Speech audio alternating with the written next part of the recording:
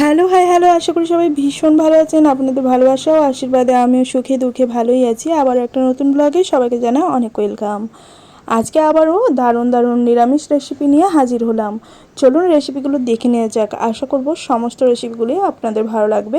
আর যদি ভালো লাগে প্লিজ একটা করে লাইক করে দেবেন, পারলে বন্ধুদের সাথে শেয়ার করে দেবেন। আর অবশ্যই নতুন বন্ধু হয়ে থাকলে আমার চ্যানেলটি সাবস্ক্রাইব করে আমার পাশে থাকার অনুরোধ রইল। আর নতুন পুরাতন সমস্ত বন্ধুদের অনুরোধ রইল ভিডিওটি শেষ অবধি থাকা। আজকে আমি বরবটি দিয়ে এমন একটা টেস্টি রেসিপি শেয়ার করতে চলেছি যেটা খেলে কিন্তু সবারই খুব পছন্দ হবে। তার জন্য বরবটিগুলো ধুয়ে আমি সেদ্ধতে বসিয়ে দিলাম। যতক্ষণ সেদ্ধ হচ্ছে আরও একটা রেসিপির ট্রাই করে নিই। চলুন দেখে নিই কী বানাচ্ছি।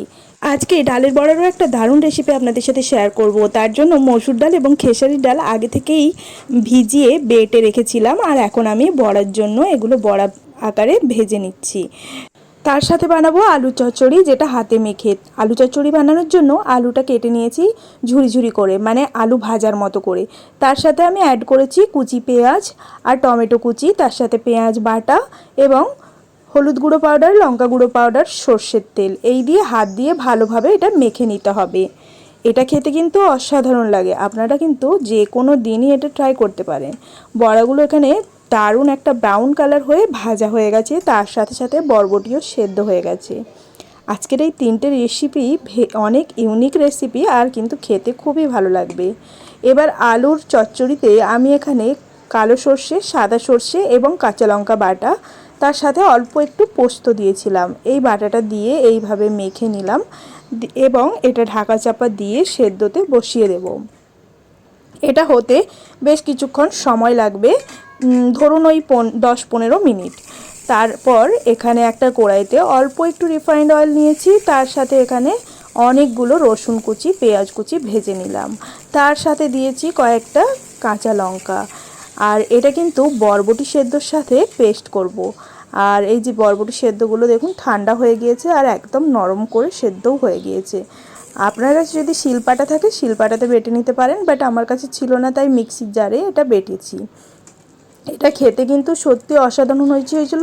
বরবটি যাদের অপছন্দ তারা কিন্তু অবশ্যই একবার হলেও এই রেসিপিটা ট্রাই করবেন। ফ্রাইং প্যানে আরও কিছুটা তেল দিয়ে কালো জিরে এবং শুকনো লঙ্কা ভেজে নিয়েছি। তারপর ওই বেটে রাখা বরবটিটা দিয়ে দেব। আর এতে যেহেতু রসুন পেঁয়াজ এগুলো দেওয়া আছে না, দারুণ সেন্ট উঠেছিল। আপনারা কিন্তু অবশ্যই এটা ট্রাই করতে পারেন। যে কোনো দিনে আপনাদের দুপুরের ভাতের সাথে কিন্তু জাস্ট জমে যাবে। তো আপনাদের কেমন লাগলো এই রেসিপিটা, বা আগে কি আপনারা এটা বানিয়ে খেয়েছেন অবশ্যই জানাবেন।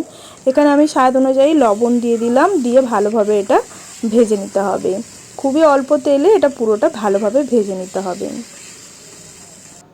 তাহলেই রেডি হয়ে যাবে বরবটি বাটা।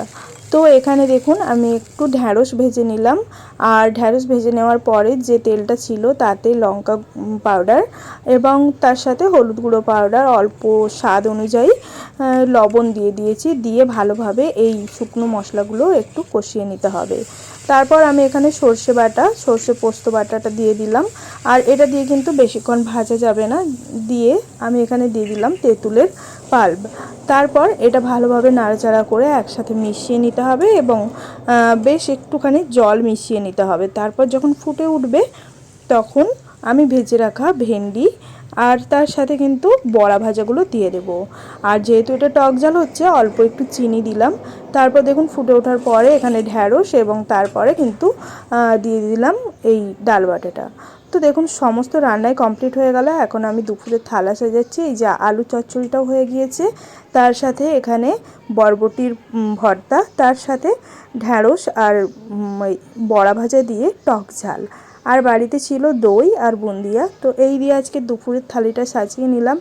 আজকের এই পুরো রেসিপিটা দেখার জন্য সবাইকে জানাই অসংখ্য ধন্যবাদ। ভালো লাগলে প্লিজ একটা লাইক করে আমার পাশে থেকো।